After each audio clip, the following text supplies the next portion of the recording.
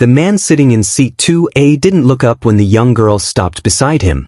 He was too busy scrolling through emails on his tablet, sipping his coffee like he owned the sky. Around them, first-class passengers were settling in, unaware that what was about to happen on this flight would be replayed across the internet, spark debates on every news channel, and force an entire airline to face the truth about how people judge others by what they see. "Excuse me," the girl said softly, her voice calm but confident. "You're sitting in my seat." The man chuckled without even glancing her way. "I think you're mistaken, sweetheart," he murmured, waving a lazy hand as if dismissing a fly. "This is my seat." Passengers nearby exchanged curious looks. Some smiled awkwardly, others pretended not to notice. But none of them knew who they were watching, not yet. Her name was Ava Coleman, 12 years old, founder of a global children's education fund and the youngest girl ever invited to speak at the United Nations. She was traveling alone for the first time, on her way to receive an international award for innovation. Her father, Ethan Coleman, was one of the most respected philanthropists in the world, but Ava had built her own legacy long before this flight ever boarded. Still, none of that mattered to the man now occupying her seat. All he saw was a child. All he assumed was that she didn't belong here. Ava raised her boarding pass slightly, her hands steady. The printed line was clear, seat 2A, first class, Coleman. But the businessman smirked, the kind of smirk that came from a lifetime of never being questioned. "Honey, maybe you should check with the crew. First class isn't a playground." Gasps rippled through the cabin. One woman frowned. A young couple turned to watch. Ava didn't flinch. Years of facing adults who doubted her ideas had taught her that power wasn't about how loud you spoke. It was about how calm you stayed when others lost control. "Sir," she replied evenly, "I believe you should look at my ticket." Her voice carried more authority than anyone expected from someone her age. For the first time, the man glanced up and froze. There was something in her eyes that unsettled him, a quiet certainty that didn't fit his picture of an intimidated child. But arrogance is a stubborn thing, and he quickly masked his hesitation behind another condescending smile. "You know what, sweetheart?" he said, louder this time, making sure nearby passengers could hear him. "Let's not make a scene. Economy is right that way. Maybe someone can help you find your parents." The words hung in the air like smoke. A few phones lifted subtly. People sensed this moment might be worth recording. What no one realized was that this small exchange, one seat, one insult, was about to stop a flight from ever leaving the runway. Because Ava Coleman wasn't just any girl. She was the youngest investor in her father's foundation, the architect of a scholarship program changing lives in 27 countries, and the reason several billionaires had pledged half their fortunes to children's education. The man in seat 2A had no idea that the child he just mocked could, with a single phone call, reach people powerful enough to own the airline he was sitting on. And in less than 15 minutes, he would learn that lesson the hardest way possible. By the time the cabin doors closed, a quiet storm had already begun, one that would reveal how easily respect can vanish when judgment takes its place, and how sometimes the smallest voice in the room is the one capable of grounding an entire flight. For most passengers, this was just another flight, a few hours in the sky between New York and London. But for Ava Coleman, it was far more than a trip. It was a test, not of technology or money or fame, but of dignity. Her father had always told her, "Power isn't about owning planes, Ava. It's about knowing when to stand tall, even when people look down." And today, that lesson was about to unfold in front of an audience of strangers who didn't yet know her name. Ava wasn't used to being underestimated anymore, but she recognized the look. She had seen it in boardrooms, in interviews, in polite smiles that carried quiet disbelief. People often mistook her youth for inexperience, her kindness for weakness, her silence for surrender. Yet she had built a company that sponsored thousands of children's education programs worldwide. She had spoken at global summits, shaking hands with presidents and scientists twice her age. But right now, in this narrow cabin surrounded by luxury and pride, none of that mattered. The man beside her, the one still holding her stolen seat, had no idea he'd just challenged someone who didn't fight with anger, but with quiet, unshakable certainty. He had no idea that the girl he'd brushed aside could end his entire reputation with a single call. But the real stakes weren't about money or revenge. They were about value, the human kind. Because when a person is judged by how they look, or how young they are, something much bigger is on the line. Respect, equality, and truth. That's what this story would expose. This flight wasn't just carrying passengers, it was carrying a reflection of the world itself. Who do we believe deserves comfort? Who do we assume belongs?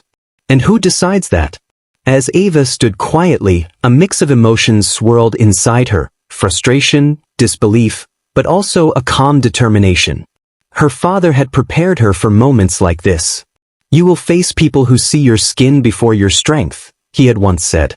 You can't control their blindness, but you can control your light. And that's exactly what she was about to do. Because if she let this man's arrogance go unchecked, she wouldn't just lose a seat, she'd lose the chance to remind everyone watching that every act of prejudice, no matter how small, carries weight. And sometimes, that weight can ground an entire system. Around her, whispers had started. Some passengers were uncomfortable, others were quietly amused. A flight attendant glanced over, uncertain whether to step in. The tension was subtle but sharp, like a thread pulled too tight. Ava took a deep breath, her posture calm but deliberate, her boarding pass still in her hand. What none of them realized, not the passengers, not the man, not even the crew, was that this quiet moment would soon spiral into something far bigger. Within the next half hour, cameras would be recording, phones would be ringing, and a global conversation about respect and power would begin midair. Because what was at stake wasn't just a seat in first class, it was a seat in the fight for dignity. The businessman still hadn't looked up. He sat back comfortably in seat 2A, scrolling through his phone as if the space around him was his birthright. When the flight attendant finally approached, her polite smile faltered slightly at the sight of Ava standing there, boarding pass in hand. Is everything okay here? She asked, her tone light but uncertain. Before Ava could reply, the man spoke first, his voice loud, confident, and dismissive. Yes, everything's fine. This young lady's confused. She must have wandered into the wrong section. His words floated through the air, sharp and condescending. The attendant hesitated, glancing at Ava, whose calm expression didn't waver. I'm not confused, Ava said softly, holding out her ticket. This is my seat. 2A. The attendant took the pass, her brows knitting slightly as she read the name printed on it. Coleman. Her eyes flicked from the boarding pass to Ava, then to the man in the seat, as if her mind was searching for an explanation that made sense. The businessman scoffed. That can't be right, he said, half laughing. Do you really expect me to believe a kid is flying first class alone? Come on. A few passengers glanced up. A mother in the next row frowned. A man behind them pulled out his phone, pretending to check messages while secretly recording. The cabin air thickened with unspoken tension. The flight attendant cleared her throat, shifting uneasily. Sir, may I see your boarding pass as well? I don't need to show you anything, he replied curtly. I've been upgraded here by the airline. Maybe her ticket's a mistake. It wasn't the words that stung, it was the tone, that effortless arrogance, the kind that didn't question itself. Ava felt the weight of every eye on her. She could sense the judgment in the silence, the curiosity, the disbelief. But she didn't flinch.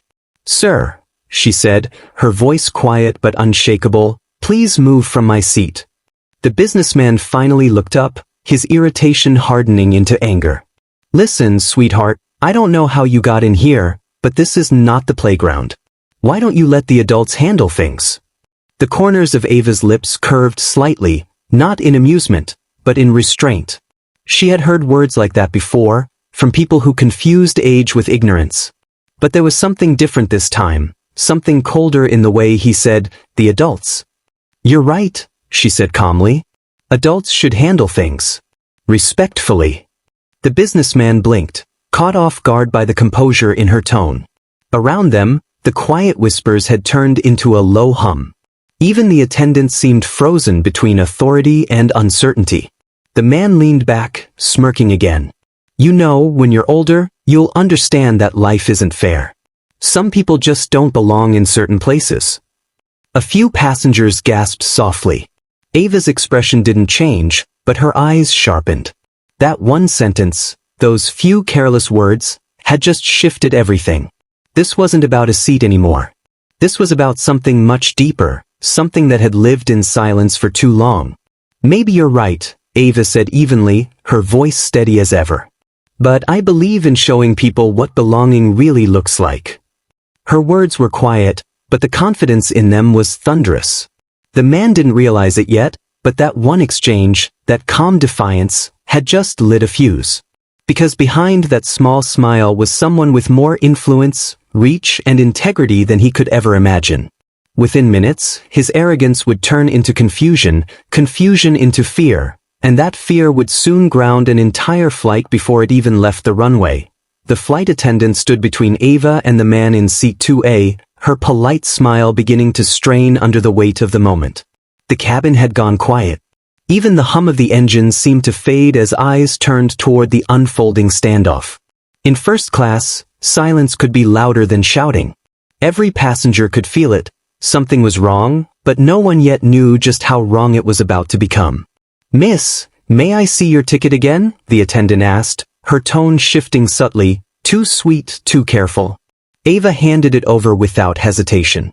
The paper was crisp, the name clear. Coleman, seat 2A, first class. The attendant glanced at it, then at the man, whose arms were now crossed with the entitlement of someone used to winning arguments simply by existing. "Sir, could I see yours as well?" she asked. He let out a low laugh, the kind that wasn't funny. "I already told you, there's been a mistake. She doesn't belong here. Maybe a last-minute upgrade glitched or something. Check with the gate." A murmur rippled through the rows. A businessman 2 seats behind leaned forward, pretending to fix his watch while recording with his phone. The woman across the aisle shook her head slowly, disbelief etched on her face. The attendant hesitated, then turned back to Ava. "Miss, perhaps you could wait in the lounge while we sort this out?" There it was, the quiet bias, neatly disguised as customer service. Ava felt her stomach tighten, not with fear, but with that familiar disappointment that came from being underestimated. It wasn't the first time someone had tried to make her smaller so others could stay comfortable. She straightened her back. "With respect," she said evenly, "I'll wait right here. Because this is my seat." The firmness in her tone caught even the attendant off guard. For a moment, their eyes locked, one filled with uncertainty, the other with unshakable calm. The attendant glanced at the man again, clearly uncomfortable challenging him. He met her look with the smug confidence of someone who expected obedience. "You heard her," he said mockingly. "She's playing pretend. Let's not delay the flight for this nonsense." Something in the attendant's posture shifted. Her training told her to stay neutral, but years of unconscious habit told her who to trust. "Sir, I understand," she said softly, turning away from him, yet instead of enforcing the rule, she tried to reason with Ava. "Sweetheart, we just need to verify everything before takeoff. Maybe you can help us by moving for a few minutes." Passengers were whispering now. Some were uncomfortable, others were recording. Everyone could see what was happening, but no one wanted to be the first to say it out loud. Ava's voice, however, remained steady. "Ma'am, I've verified everything. My name, my seat, my boarding pass. The only confusion is coming from people who won't read what's in front of them." The attendant's cheeks flushed. "There's no need for attitude, miss." Ava tilted her head slightly. "There's no attitude. Just facts." The businessman leaned back with a smirk. "You see what I mean? Kids these days have no respect. Always think they're entitled to things they didn't earn." Those words hit harder than he realized. Several passengers audibly gasped. The woman across the aisle finally spoke up, her voice sharp. "She showed you the ticket. What else do you need to believe her?" But the attendant didn't respond. Her hesitation had already spoken louder than words. Ava looked around the cabin, at the faces trying to disappear behind newspapers and phones, at the few brave ones who looked ashamed on her behalf. She understood what her father meant when he said silence can either protect or poison a moment. Her hands didn't shake, her breathing didn't quicken. "Ma'am," she said quietly to the attendant, "I'm asking you to do the right thing." For a heartbeat, the woman's eyes softened, as if she might. But the businessman's impatient sigh broke the spell. "Can we just take off? Some of us have real meetings to attend." That was when something inside Ava shifted. The patience that had carried her through hundreds of interviews and speeches was still there, but now it was fused with steel. "Then I suggest," she said calmly, "you find your real seat. Because this one isn't yours." The attendant blinked, startled by the authority in the girl's voice. The passengers watching were torn between shock and admiration. The businessman's smirk faltered for the first time. He leaned forward, lowering his voice. "Listen, little girl, you don't want to make this worse for yourself." Ava met his eyes. "You've already done that." The silence that followed felt electric. Every second stretched long enough to make hearts pound. Somewhere in the back, a notification sound chimed, the unmistakable ping of a video going live. The confrontation was already online. And in that instant, something subtle but monumental happened. The power in the cabin shifted. The attendant's authority began to crumble, the businessman's arrogance began to crack, and the quiet resolve of a 12-year-old girl began to fill every inch of air between them. No one realized it yet, but this moment, the hesitation, the disbelief, the refusal to listen, was about to ground the entire flight. The hum of the airplane felt heavier now, like the entire cabin was holding its breath. The attendant stood awkwardly in the aisle, torn between duty and doubt. The businessman, still lounging arrogantly in Ava's seat, tapped his fingers against the armrest, pretending not to care. But beneath his forced calm, a spark of irritation was beginning to burn. Ava took a deep breath and sat down, not in another seat, but on the edge of the armrest beside her rightful place. Her composure unsettled him. She wasn't arguing, wasn't pleading, wasn't crying. She was waiting. And the man couldn't understand what she was waiting for. "You know," he muttered with a laugh that lacked confidence now, "this little act is going to get old real quick. The crew already told you to move." Ava didn't look at him. She was typing something on her phone, quick, precise, deliberate. "What are you doing?" he asked sharply. "Letting my father know I'm delayed," she said, her voice calm. "He worries when flights take too long to depart." The man chuckled again, shaking his head. "Oh, your father. What's he going to do, buy you another ticket?" Ava's eyes lifted slowly to meet his, and for the first time, he saw it, that quiet, unspoken power that didn't come from money or anger, but from absolute certainty. "No," she said softly. "He doesn't buy tickets anymore. He owns most of the planes."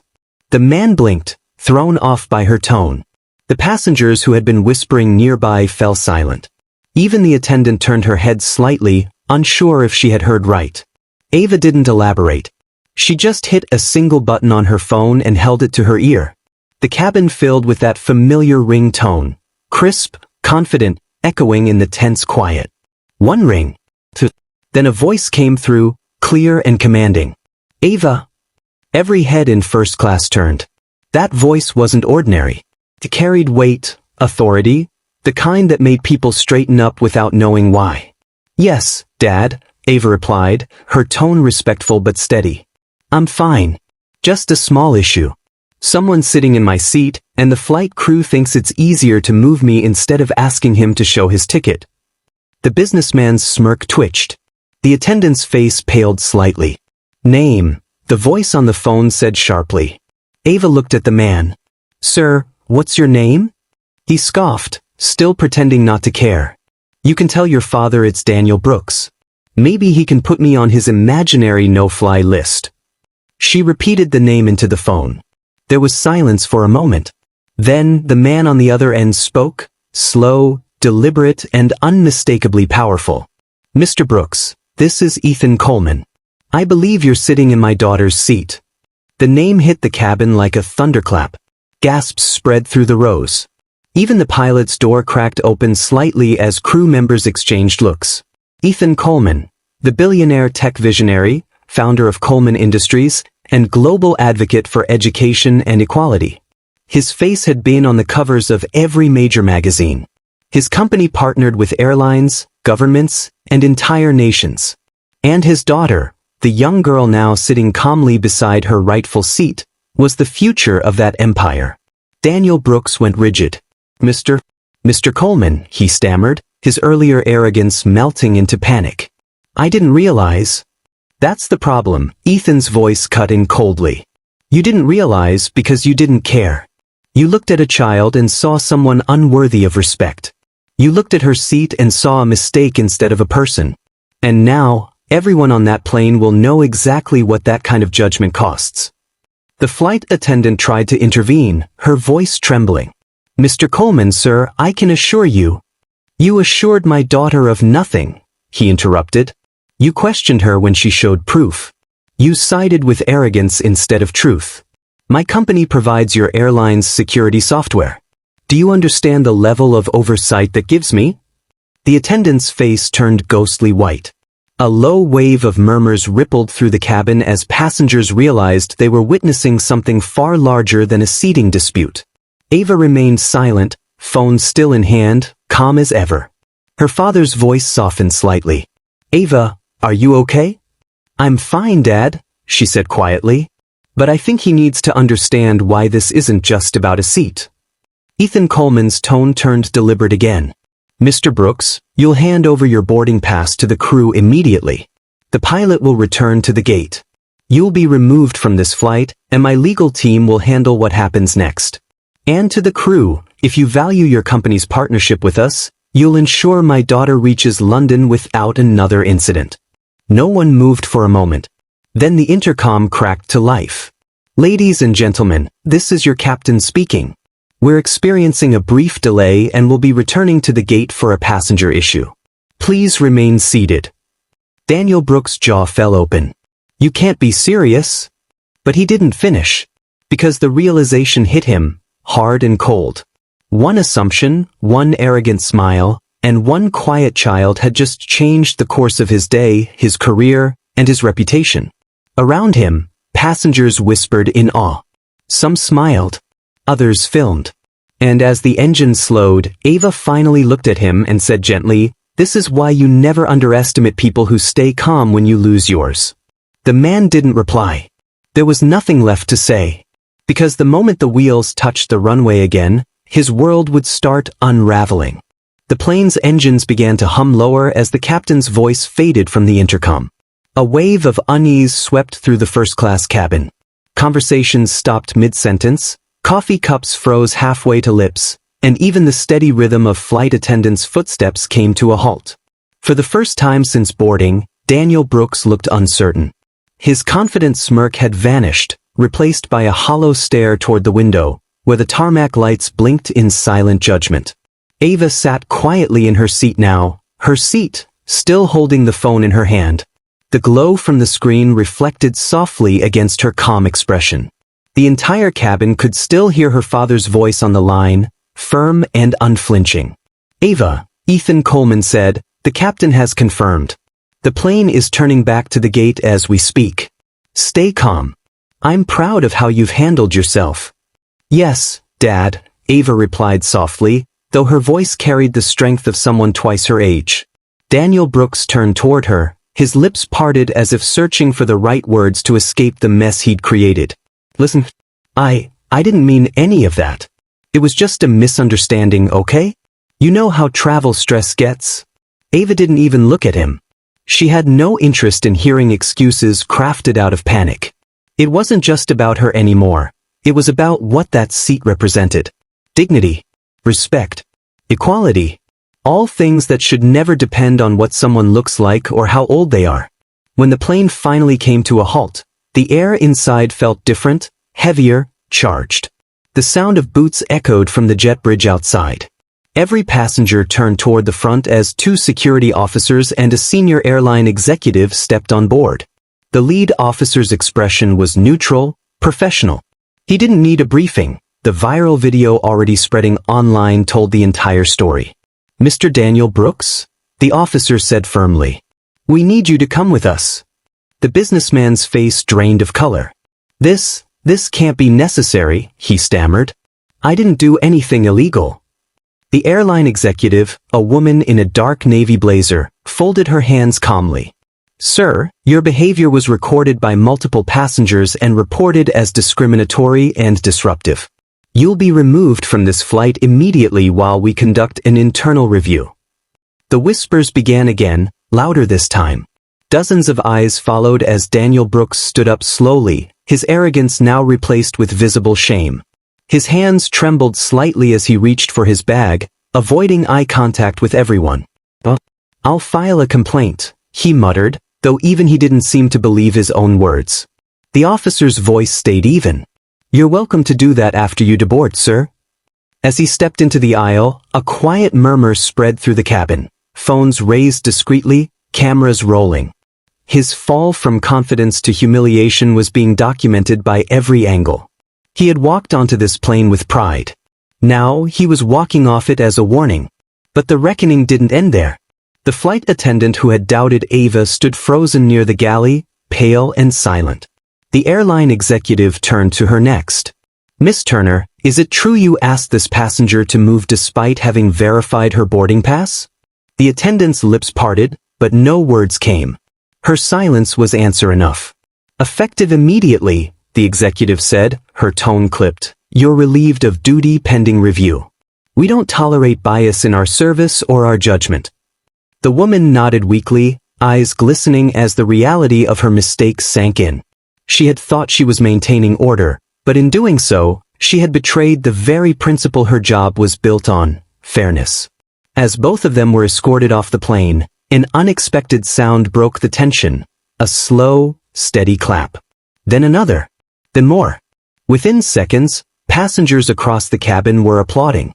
Not loudly, not mockingly, but with quiet respect. Applauding the girl who had stood her ground without raising her voice. Applauding the calm strength that had exposed arrogance without hate. Ava's cheeks flushed softly, not from pride but from relief. She wasn't used to being the center of attention like this. Her father's voice returned through the speaker on her phone. You did everything right, sweetheart. Remember what I told you, grace is power in its calmest form. She smiled. I remember, Dad. The airline executive knelt beside her seat, speaking gently. Miss Coleman, we're deeply sorry for what happened. The captain has arranged a personal escort to make sure you're comfortable for the rest of the flight. Mr. Coleman has requested that your experience tonight becomes part of our new training protocol. Ava looked out the window where ground staff were moving in quiet efficiency, the night lights flickering against the wing. Somewhere inside, she knew this wasn't about her victory, it was about setting something right. Because sometimes justice doesn't roar.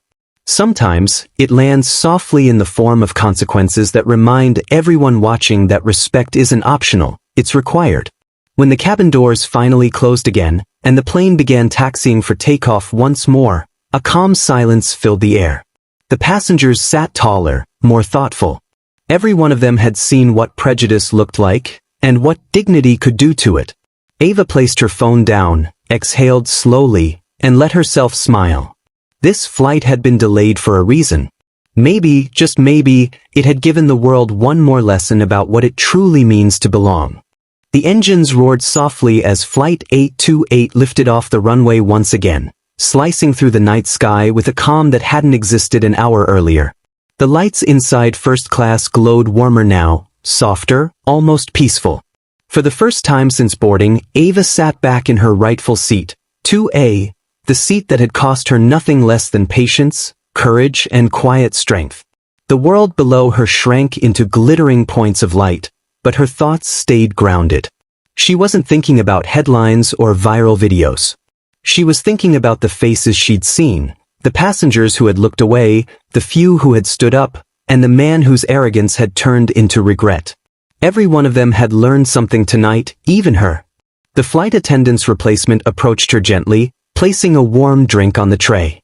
Miss Coleman, she said softly, on behalf of the entire crew, I want to apologize again.